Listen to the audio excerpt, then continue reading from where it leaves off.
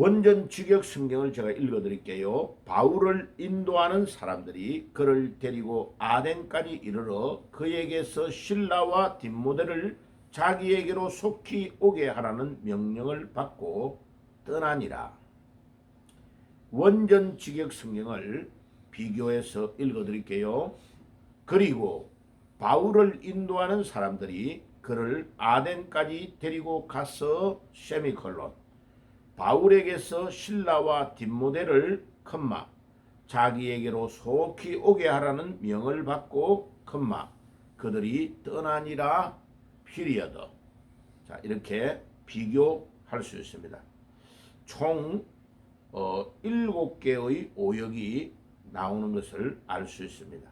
기존 한글 성경은 천주교에서 가지고 있었던 알렉산드리아판에서 한문과 일본어를 중심으로 번역을 했기 때문에 원판이 달라서 안디옥 사본과 비교하면 7개가 오역이 나온 것을 알 수 있습니다.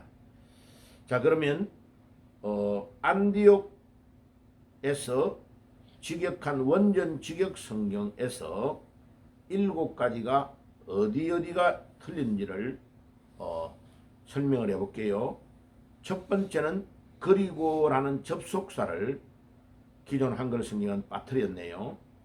두 번째는 데리고 가서라는 단어에서 가스라는 단어를 빠뜨려서 번역했습니다. 두 번째 틀렸고, 세 번째는 세미콜론이 있는데 세미콜론을 찍지 않은 것이 틀렸고, 그 다음에 네 번째는 딥모데를 다음에 컴마가 있는데 컴마를 찍지 않았네요. 그 다음에 다섯 번째는 받고라는 다음에 컴마가 있는데 컴마를 찍지 않았습니다. 그 다음에 여섯 번째는 그들이 라는 단어가 주어가 빠뜨려졌네요. 일곱 번째는 떠나니라 다음에 마침표 피리어드가 있는데 찍지를 않아서 7가지의 오역이 기존 한글 성경에 나오고 있는 것을 원전 직역 성경과 비교해 보면 알 수 있습니다. 자, 이렇게 매일 아침에 제가 한 절씩 두 절씩 이렇게 비교하면서 설교를 하는 이유는 우리 한글 성경이 기존 한글 성경이 천주교가 가지고 있었던 알렉산드리아 판에서 번역됐기 때문에 틀린 곳이 너무 많다 하는 것을 지적을 하고 원전 직역 성경이 얼마나 필요한가 때문에 말씀을 드리는 겁니다. 자, 그러면 그 7가지가 틀린 것을 중심으로 강해를 조금 해볼게요. 자, 이 사도행전 17장 14절까지가 어떤 일이 일어났습니까? 바울의 일행이 지금 데살로니가에 가서 복음을 전할 때에 일어난 소동, 야손이라는 사람이 시장통 안에서 살고 있는데 그가 사명자였습니다죠. 자, 그 사람의 집에서 먹고 자면서 데살로니가에 복음을 전하고 있는 중에 이 믿지 않는 유대인 중에 반대하는 자들이 막 나쁜 사람들을 충동질하고 선동해가지고 바울의 일행을 잡으려고 야손의 집에 쳐들어온 겁니다. 그러니까 이미 정보를 알고 바울의 일행들이 거기를 떠나버린 거죠. 그죠? 자, 그래서 빨리 바울을 어디로 피신하게 했냐면 바닷가로 피신을 하게 해가지고 바닷가에서 해변가를 따라 남쪽으로 내려가게 된 겁니다. 그래가 베레아까지 왔는데 베레아라는 도시에 복음을 전하는 데에 거기에서 바울이 나타났다는 소문을 듣고 데살로니가에 있던 복음을 반대하는 자들이 거기까지 또 간 거예요. 그러니까 이 마귀는요, 끊임없이 복음을 방해합니다. 지금도 마찬가지입니다. 예, 교회 바깥에서 복음을 방해하는 자들이 있는 뿐만 아니고요, 교회를 다닌다고 하는 자들이 복음 전하는 걸 방해합니다. 어처구니 없습니다. 예.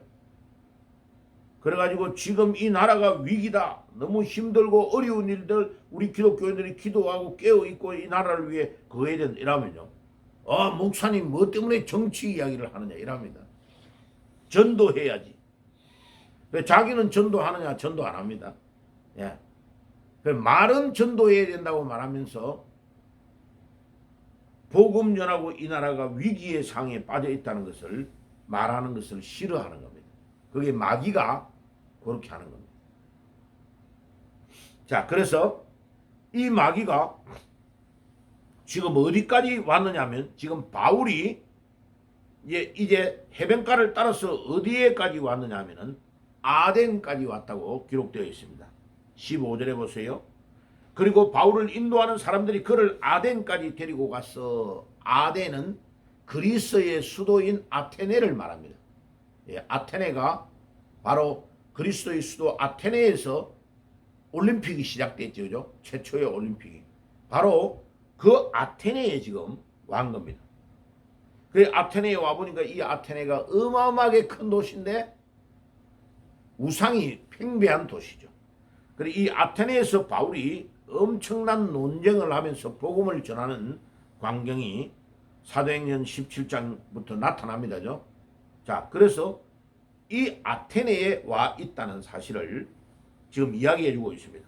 그리고 바울에게서 실라와 디모데를 자기에게 속히 오게 하라는 명을 받고 이제 베레아에 남아서 복음을 마무리하고 제자들을 다시 양육하고 교회를 세우고 있는 이 실라와 디모데에게 빨리 아테네로 오라고 소식을 전달한 겁니다. 그러니까 그들이, 이 말은 실라와 디모데와 이 사람들이 이 말이에요. 그들이 떠나니라. 베레아를 떠나가지고 어디로 지금 오고 있다고요? 그리스의 수도인 아테네로 향하고 있다는 것을 15절은 우리에게 전달해 주고 있는 겁니다. 자, 우리가 여기에서 꼭 알아야 될 중요한 사실은 2000년 전이나 지금이나 동일한 것은 바울처럼 부활하신 주님을 만나서 전 인격이 변화된 사람만이 또 다른 사람을 변화시키는 전도운동이 일어나는 겁니다. 마치 뭐하고 같습니까? 건강한 처녀가 시집가야 아기를 낳는 것 같이 자기가 건강하지 않으면 아기를 못 낳잖아. 그죠? 예. 그러니까 내가 부활하신 주님을 진정으로 만나가지고 예수님을 만난 경험이 있는 자가 다른 사람에게 복음을 전하면 또 새로운 아기가 제자가 태어나는 것과 같은 원리라는 거죠. 주님, 오늘 우리가 이 아침에 기도해야 될 기도의 제목은 뭡니까? 내가 부활하신 주님을 진정으로 바울처럼 만나가지고 나에게 전도 운동이 일어날 수 있도록 해 주시옵소서. 그러면 갈라디아 2장 20절처럼 내가 그리스도와 함께 십자가에 못 박혀 죽었다 하는 참된 회개의 운동이 일어나야 됩니다. 그러니까 지금 회개의 운동이 일어나지 않고 예배를 드릴 때 참된 회개가 없는 거죠. 그러니까 부활하신 주님을 만날 수가 있겠습니까? 예, 갈라디아 2장 20절에 완전히 그리스도를 만나 내 자신이 죽고 그리스도가 내 안에서 살아나는 역사가 일어나야 그 다음에 그와 같은 제자의 운동이 일어날 수 있습니다. 오늘 썸네일의 제목처럼 변화된 자만이 변화된 자를 일으킬 수 있고 양육할 수가 있다. 변화된 사람이 변화된 사람을 태어나게 할 수 있고 양육할 수 있다는 원리를 오늘 깨닫고, 주님, 오늘 이 새벽에도 바울처럼 나도 변화되어 다른 사람을 낳고 양육하는 역사가 일어나게 해 주옵소서.